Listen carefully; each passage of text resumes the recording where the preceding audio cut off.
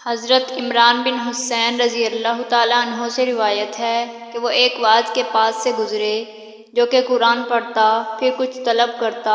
اس پر انہوں نے انا للہ و انا الیہ راجعون پڑھا، پھر کہا میں نے رسول اللہ صلی اللہ علیہ وآلہ وسلم کو فرماتے ہوئے سنا، جو شخص قرآن پڑھے تو وہ اللہ سے طلب کرے، کیونکہ ایسے لوگ بھی آئیں گے جو قرآن پڑھیں گے اور اس کے عوض لوگوں سے سوال کریں گے۔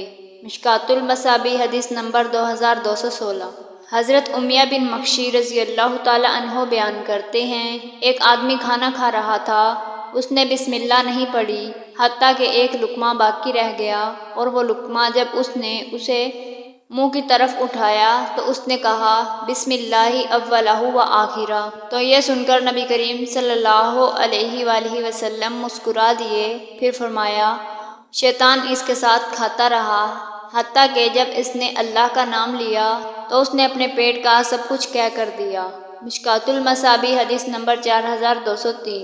حضرت ابن عمر رضی اللہ تعالیٰ عنہ سے روایت ہے کہ رسول اللہ صلی اللہ علیہ وآلہ وسلم نے فرمایا، سب سے بڑا جھوٹ یہ ہے کہ آدمی اپنی آنکھوں کو وہ چیز دکھائے، یعنی جھوٹا خواب بیان کرے جو انہوں نے نہیں دیکھی۔ مشکوٰۃ المصابیح حدیث نمبر 4226۔